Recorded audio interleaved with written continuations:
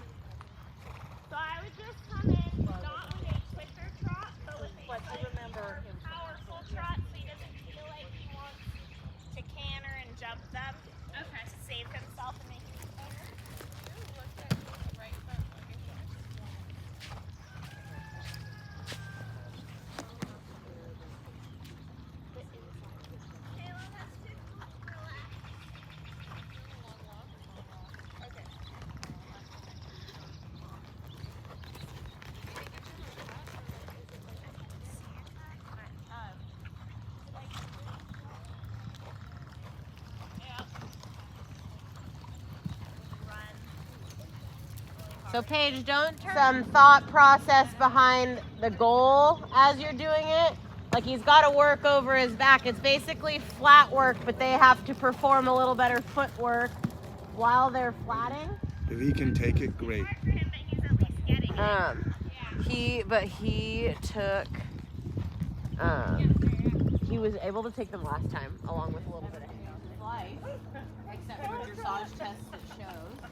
Until he figures his crap out, because apparently he's lost his mind and does not know how to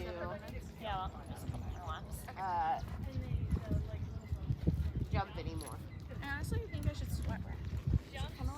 Well, why don't we see what it looks like at the end of the ride? Because if it goes down from work and all it needed was circulation and movement, then I wouldn't worry about it. Listen to that. Abby, I want all your in-between work to not be halting and backing up.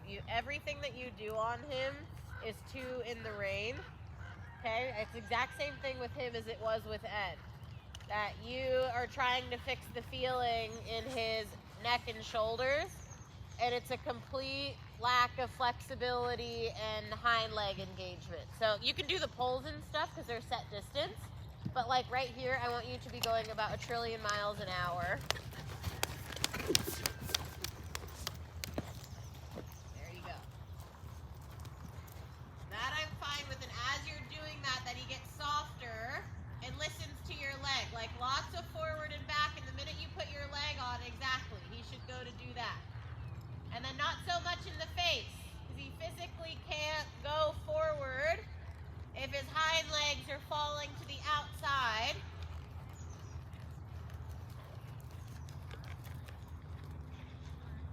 That's much better.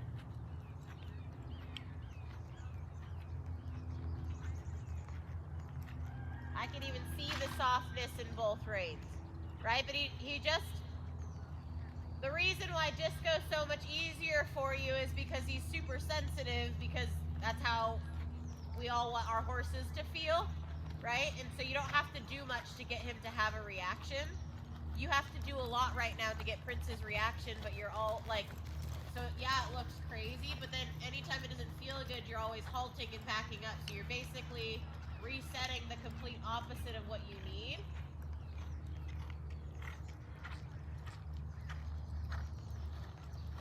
Did you ask for canter? And trot.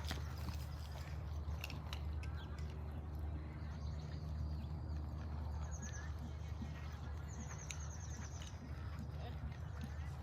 Looks like he feels a little less energetic today. Good. Yeah, good.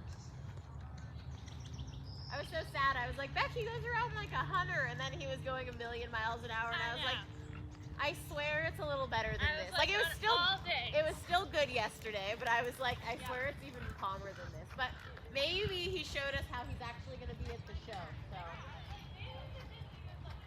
exactly.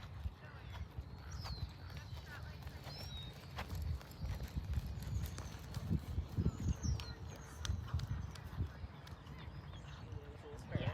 So I thought she looked good, and my main comment was just to hold a more steady contact because she's very like scalp the reins and then with his like pulsing of the baby. They're back on like just a little softer there. But other than that, I thought she looked like I would have taken it as a test for her. Then you can practice the 3 on the slightly more inside line and try to practice a little more forward canter. It's barely any more forward, but the same amount of outside bend. There you go.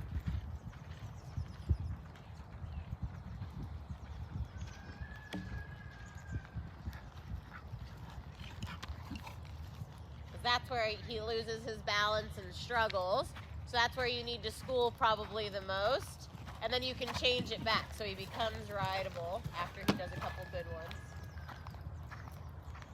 There you go. Good.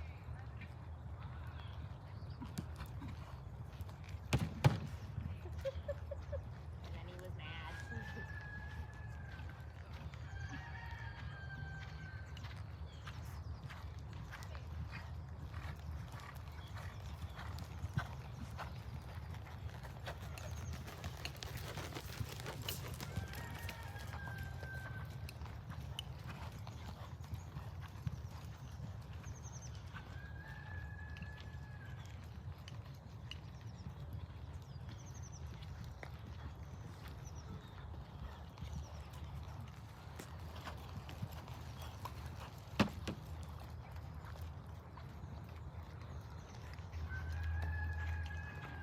It's like you're softening him off the inside because he cuts into your inside leg, but then you're like, but you still need to be straight and not fall out, right? Like this is all Kept cantering, and that actually made an effect on the canter. Like if you do that and then you trot, and then you're like, well, what was The point, yeah. this and that? Like Yeah. you haven't seen if you corrected anything. Yeah.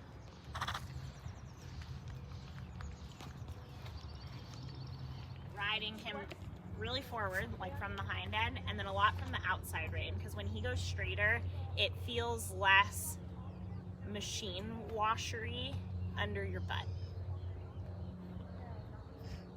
That makes yeah. sense. You have to ride him very forward And straight. and straight, and then you can like within that, just like I said, you can do the pulls, like do a leg yield, which obviously like you need to slow down a little bit for, so that exercise again helps you get him softer, not taking your inside rein behind his flank and bending him because he can't go forward in that, and he finds that to be extremely uncomfortable. That's like taking your dad's leg with his bad hip Stretching it all the way up. and making be like, I expect you to be able to put it to your nose by today, you know, like he finds it offensive and he's sensitive about it. He's a little, it's like too much, you know, like he just feels personally attacked when you do that, and sometimes you need to push him there. Like the leg yields, he needs to do them properly. He's not unsound, right? So like he needs to be able, like he needs to have good crossover, good tempo, good rhythm, good bend, good impulsion in his leg yields. Like those are good expectations because he's capable, but having him bring his nose to his tail, like Maddie's been doing what they call carrot stretches or cookie stretches with Wesley for the last year, where you take their nose and you bring it to his tail. She was just so excited to tell me that Wesley can finally make it to his flank. And so when you take Prince's nose and you're like, that's where I need it to go right now, he's like, oh my God, like, and while I'm moving, you know, like that's a lot. And so like what she said, forward and straight, and then you can like, he would almost take it as a release if then you chilled out and like did a leg yield. He'd be like, oh, well, this is much nicer. And then you can, and it's not to say that you can't ever have bend, but when you're trying to make those corrections, it acts like the instinct is not to be forward and straight, but that's actually where you're going to find the most correction over the like sideways, like bent, pulling him around and slower. Much better.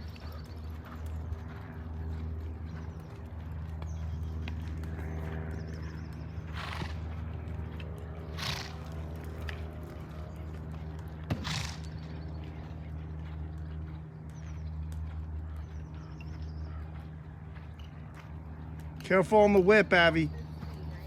Recognize that you're getting pretty close on that lash. There you go. Good.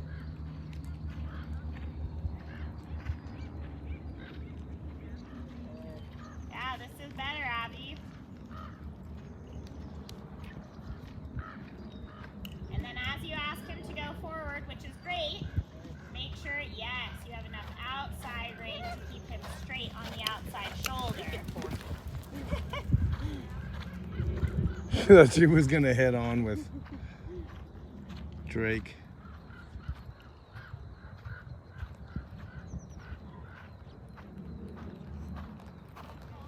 And then suddenly it's not so horrible in the neck and head, right? Oh geez.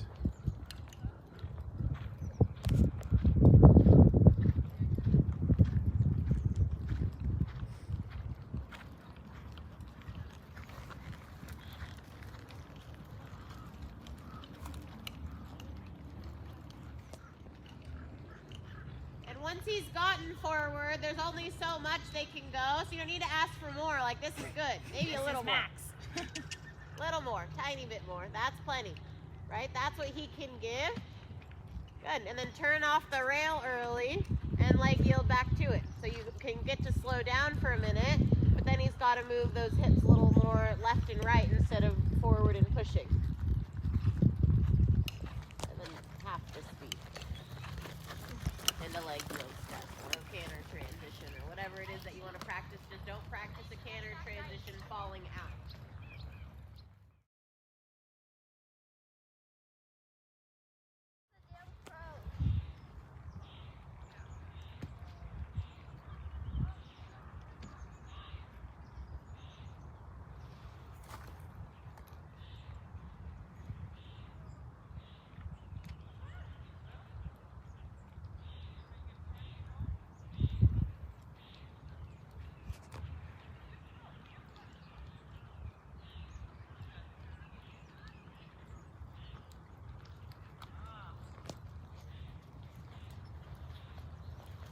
Nice. Supreme rhythm. Hands. Present your hands. Whoa.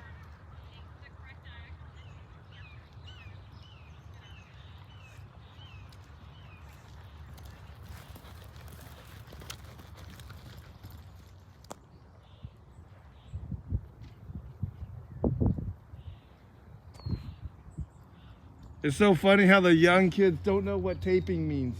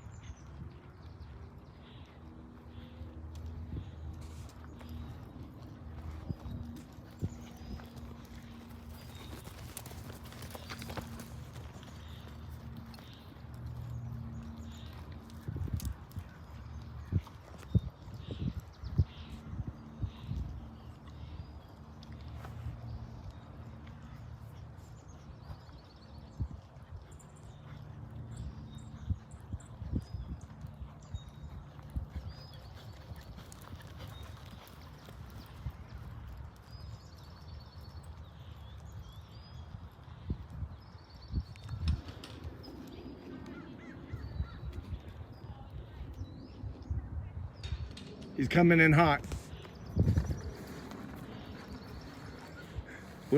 What if he jumped? He jumped.